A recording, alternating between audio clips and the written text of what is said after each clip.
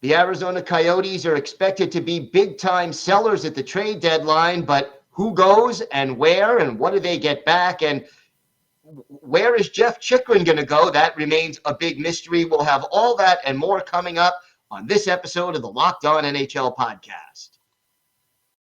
You're Locked On NHL, your daily podcast on the National Hockey League. Part of the Locked On Podcast Network, your team every day.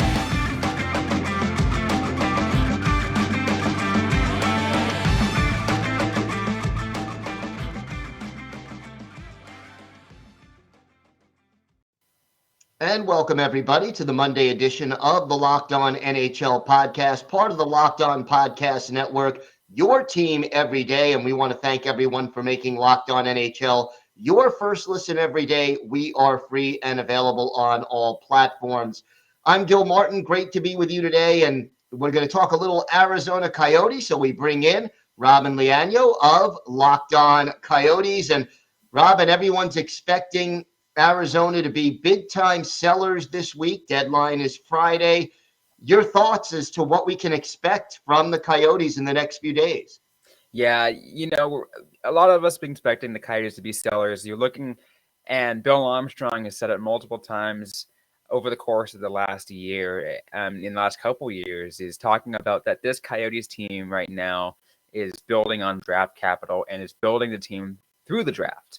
So we're going to expect to see a lot of that, a lot of selling pieces for potentially, high draft picks, as well as get prospects and players, because they do need those as well to fill roster spots. But the main goal here is to continue to build through the draft and get as much draft capital as you can, especially coming up in this upcoming year where it's very well known that the draft is incredibly deep. So we've talked about Jacob Chikrin. He's sat out the last 2 weeks in anticipation of a trade, and yet a trade has not happened yet. First of all, why do you think a trade hasn't happened yet? And then second of all, what are the Coyotes looking for in return for Chikrin, who's considered by most to be the top available defenseman at the trade deadline? I think a lot of it has to go with the fact that the Coyotes and these prospective teams that are getting close to deals are just that. They're getting close to deals and they're working out maybe potential final aspects that tilt the favor for Bill Armstrong to say yes. Because Bill Armstrong has a set mind of what he wants for Jacob Chikrin. Because Jacob Chikrin's not cheap. I said it on the Locked On Coyotes podcast that at the bare minimum is a first-round draft pick in this upcoming draft, a blue chip prospect, so one of a team's top prospects, and a current roster player.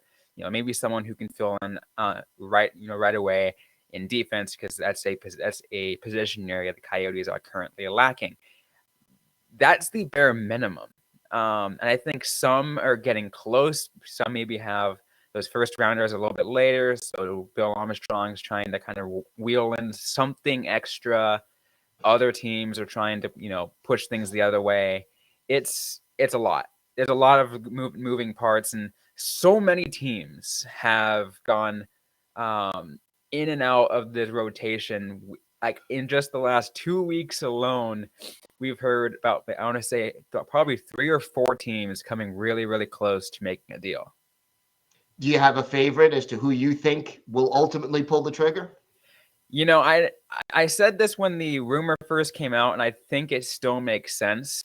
A lot of people won't like me saying, like you said, at least a lot of Coyotes fans won't like me saying it, but the Los Angeles Kings seem to have the best potential package.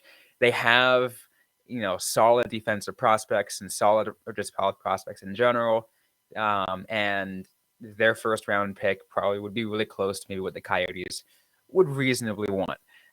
And I had a conversation with some other Kings reporters, and they were putting things towards my way, and I'm like, I like those ideas. I think that's a kind of package that the Coyotes can take.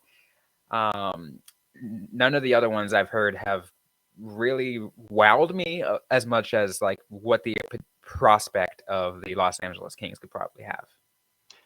And after Chikrin, who are some of the other players you think that might be made available at the trade deadline by the Coyotes?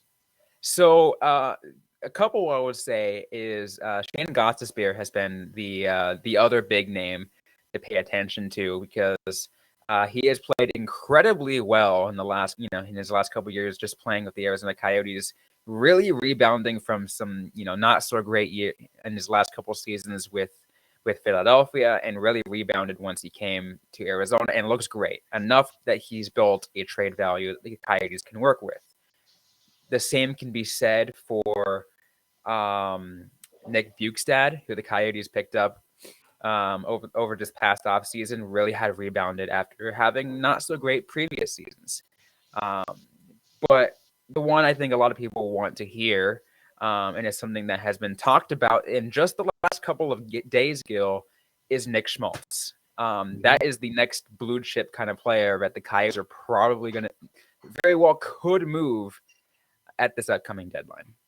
And what would they be looking for? I mean, right now, he's second on the team in points, 16 goals, 37 points in just 42 games. What would they want back in exchange for him? It would definitely be a couple of draft picks as well as a solid prospect at the very least. If not pretty darn close to Jacob Chikrin, because Schmaltz is one of those players that you can have like he's been a core player of the Arizona Coyotes for a long time, and it looks like he's really built himself up and can be a kind of player that can really make a push. He's had it for the last couple of years, and you put him alongside the right guy. I can't see why a potential like Stanley Cup searching team can want to pay the price for a guy like Nick Schmaltz.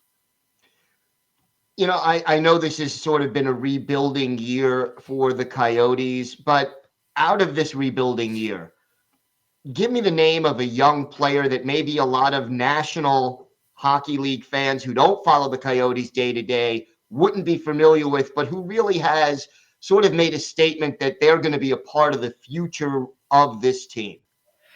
I'm glad you asked, and it's one that like some like national outlets and some national media has kind of slowly picked up this player's name, but still falls on flying low under a lot of other people's radars. And I'm going to say Matias Maccelli.